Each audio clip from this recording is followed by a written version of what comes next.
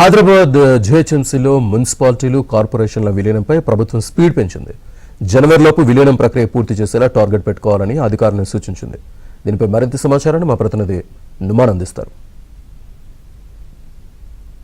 జిహెచ్ఎంసీలో మున్సిపాలిటీలు మున్సిపల్ కార్పొరేషన్ల విలీనంపై ప్రభుత్వము వేగంగా అడుగులు వేస్తుంది. సో ఇందుకు సంబంధించి ఇప్పటికే ఇటు మున్సిపల్ శాఖ అధికారులు కసరత్తులు మొదలుపెట్టారు. ముఖ్యంగా ఇటు డివిజన్ విభజన మీద ప్రత్యేకంగా ప్రణాళికలు కూడా రూపొందిస్తున్నటువంటి పరిస్థితి. ముఖ్యంగా ఇటు జిహెచ్ఎంసీ అధికారులతో పాటు మేడ్చల్, రంగారెడ్డి, సంగారెడ్డి జిల్లాలకు సంబంధించినటువంటి టౌన్ ప్లానింగ్ అధికారులతో డివిజన్ల విభజన మీద కసరత్తు మొదలుపెట్టారు. సో ఇందుకు సంబంధించి ఇప్పటికే ఇటు ఎంసీహెచ్ఆర్డీలో అధికారులందరూ కూడా కీలక సమావేశాలు కూడా నిర్వహిస్తున్నటువంటి పరిస్థితి. ముఖ్యంగా ఇటు జనాభా దాంతోపాటు ఓటర్ల ప్రాతిపదికన డివిజన్ల విభజన మీద ప్రత్యేకంగా ప్రణాళికలు రూపొందించినటువంటి పరిస్థితి చెప్పొచ్చు. సో ప్రస్తుతం ఉన్నటువంటి 150 డివిజన్లలో దాదాపు 250 నుంచి 300 వరకు డివిజన్లు పెరిగేటటువంటి అవకాశం అయితే కనిపిస్తుంది. ఈ ప్రక్రియ అంతా కూడా జనవరి వరకు పూర్తి చేసే విధంగా అధికారులు టార్గెట్ పెట్టుకున్నటువంటి పరిస్థితి ఉందని చెప్పొచ్చు.